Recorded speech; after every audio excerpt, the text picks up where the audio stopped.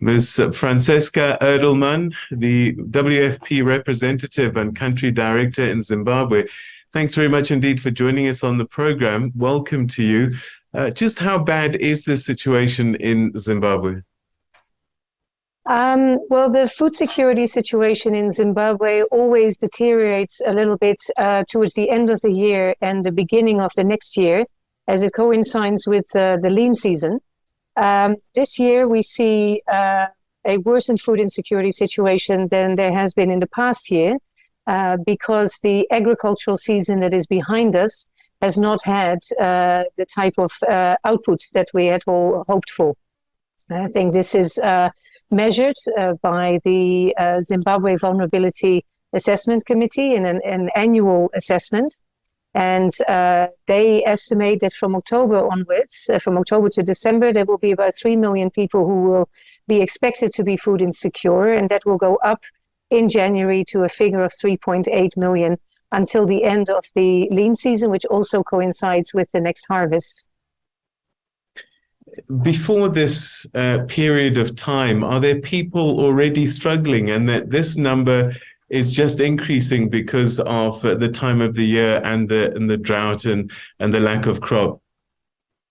Yes, now, of course, Zimbabwe has not been treated very favorably with a cyclone in 2019, recurrent droughts, COVID impacts, just like we've all experienced across the globe. On top of that, so some economic challenges, and now the impact of the crisis in Ukraine.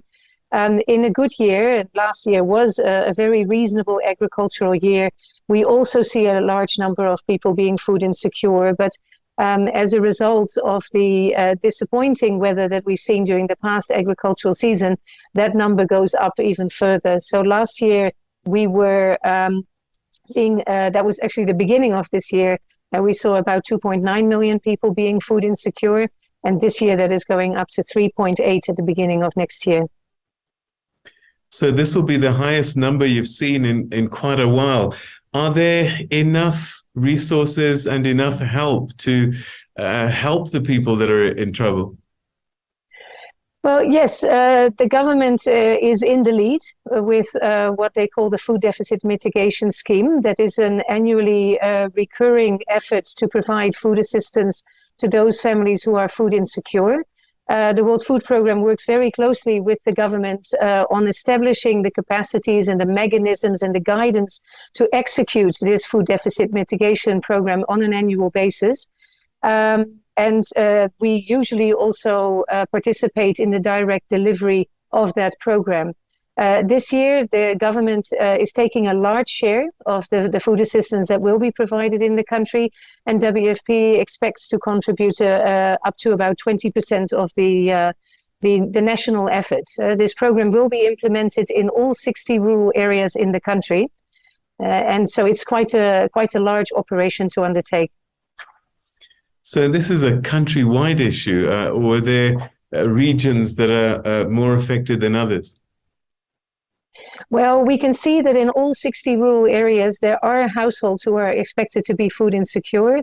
It typically is an issue in the areas that are traditionally deficit in their agricultural production. These are areas that are typically drier than the rest of the country, and that's particularly in the south and the east of the country. We see that proportionally more than elsewhere in the country.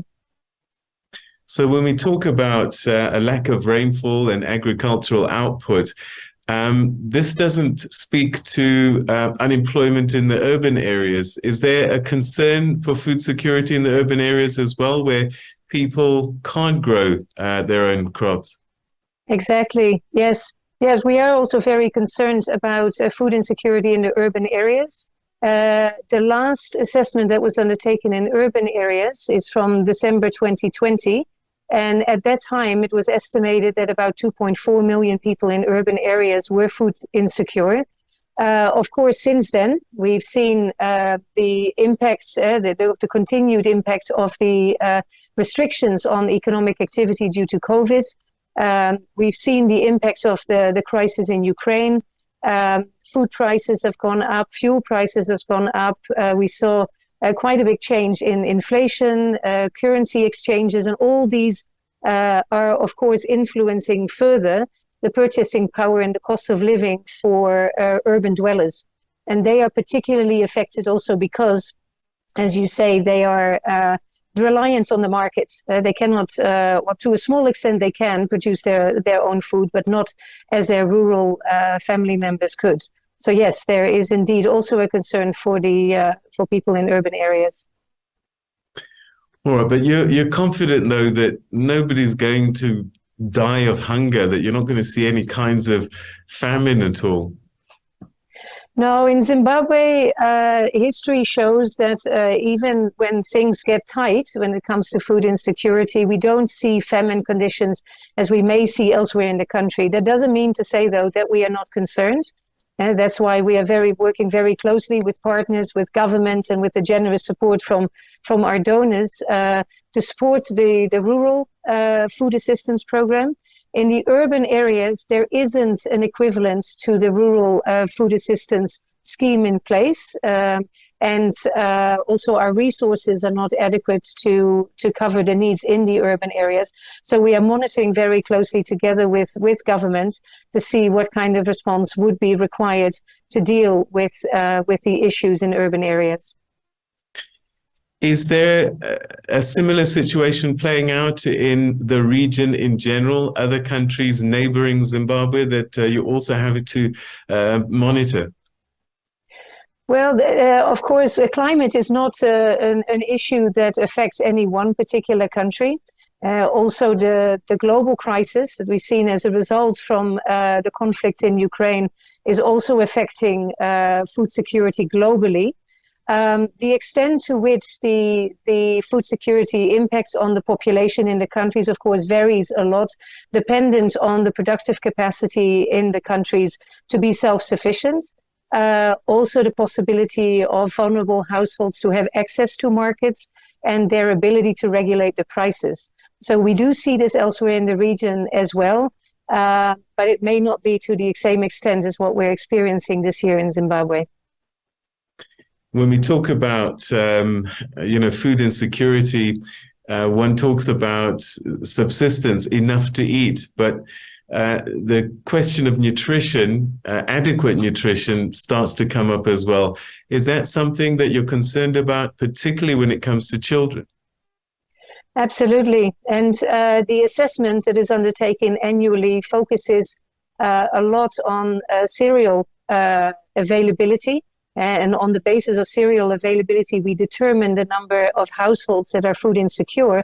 But the same assessment also tends to show us the lack of adequacy in the diet. And that is particularly a concern for small children, also for pregnant lactating women and other people with specific needs.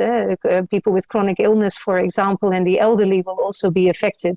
So it's not only an issue of providing staple products, it's also a matter of encouraging the production and the consumption of a wider variety of foods. So in addition to the relief assistance that we were just talking about, it's also a matter of working with communities and with the local authorities to create more diversity in the production, a production that is also climate smart, but nutritionally sensitive, so that also the wider nutrition needs of the households and particularly individuals within the households can be met.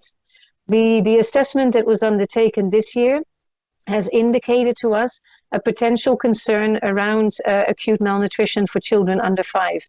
So the World Food Programme also works very closely with other UN colleagues, such as UNICEF, for example, to unpack further what the risk is to children, to make sure that any response that takes place in the country provides adequate attention to their particular needs as well. Give us a sense of, how difficult it is for people on the ground, particularly in the rural areas. How many meals are they managing to have a day, and typically what's on a plate? Well, the traditional diet in Zimbabwe is maybe very similar to that in South Africa. Maize is the staple crop. It is preferred to the extent that it sometimes tends to crowd out other nutritious products in the diet. So we see a lot of people eating their satsa or their pap with a relish. What we are advocating for is that there is a wider variety of food items that can be added to the meal. That is good for people in general, but particularly also for those with particular nutritional needs. A lot of those products can be grown locally. They can also be sourced and foraged locally. But there is a need for greater advocacy and promotion of the inclusion of those food items. In some areas, of course, eating fresh fruits and vegetables is a luxury, particularly when you live in urban areas and you're dependent on the market. And those products will have been sourced from rural areas and come to the market at a premium price. So both in rural and urban areas, we are, of course, concerned that people will not be able to source that type of diversity of foods into their daily diets. All right. So perhaps in conclusion, the bottom line then is that government, together with agencies like yours, the WFP, despite the number of people that are food insecure and will be food insecure, you probably are able to deal with the problem, but I suppose more help is always needed. No, absolutely.